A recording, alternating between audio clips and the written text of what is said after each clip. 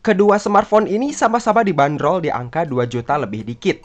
Ini dia brand yang sedang hangat diomongin kaum mendang-mending, yaitu Infinix Note 30 biasa versus Samsung Galaxy M14. Yang menarik, keduanya ini dibekali prosesor yang sama-sama ngebut buat kelas 2 jutaan. Bahkan bisa dibilang performanya selevel lah. Prosesor yang dipakai Infinix itu MediaTek dan Samsung pakai Exynos.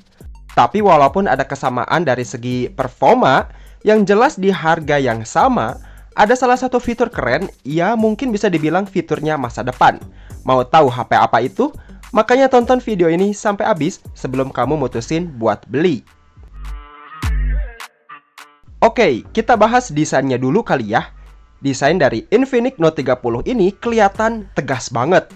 Karena dia udah mengotak, layarnya punch hole, dan layout kamera belakang yang punya ciri khas sendiri. Nah, sedangkan buat Samsung M14 ini, kalau menurut gue kelihatan biasa aja. Terutama bagian belakangnya, karena semua model yang sekarang kayak gini. Dan yang paling mengejutkan, desain layarnya masih pakai water drop notch, ditambah bezel yang segede jidat. Kalau soal desain, gue serahin ke kalian ya, suka Infinix atau Samsung. Lanjut di layar Note 30, dia pakai panel IPS LCD beresolusi Full HD+, seluas 6,78 inci, refresh rate 120Hz, serta kecerahan layar maksimumnya sampai 580 nits.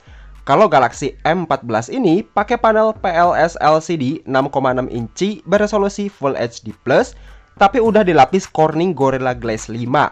Kecerahan layarnya 600 nits dan refresh rate-nya masih 90Hz. Terus buat kamera Infinix, dia dibekali resolusi 64 megapiksel yang ditemani 2 megapiksel depth dan AI. Nah, kamera utamanya tersebut bisa ngerekam video sampai 2K 30 fps. Berbeda dengan Samsung, dia masih pakai 50 megapiksel, ada makro 2 megapiksel dan depth 2 megapiksel. Sementara buat kamera depannya Samsung dibekali 13 megapiksel dengan perekaman video 1080 30 fps dan Infinix udah 16 megapiksel dan rekam videonya sama di 1080 tapi udah 60 fps. By the way, kamera keduanya belum support OIS tapi hanya sebatas EIS yang aktif depan belakang. Nah, lanjut di bagian prosesor. Seperti biasa, Infinix pakai MediaTek karena pawangnya, yaitu Helio G99 berfabrikasi 6 nanometer, octa-core 2,2 GHz, GPU Mali G57 MC2. Skor Antutu yang didapat tembus di angka 350 ribuan poin, dipadukan dengan RAM 8 GB dan storage 256 GB. Sedangkan prosesor Galaxy M14 itu pakai Exynos 1330 berfabrikasi 5 nanometer, octa-core 2,4 GHz, GPU Mali G52 MP2. Dan skor Antutunya bisa ngasilin lebih tinggi di angka 380 ribuan poin. Pilihan RAM dan storage-nya ada yang 4x64, 4x128, dan 6x128 GB. FYI, harga yang gue komparasi ini varian di harga yang hampir sama dengan Infinix ya guys. Buat kapasitas baterainya di Infinix itu 5000 mAh dengan fast charging 45 watt.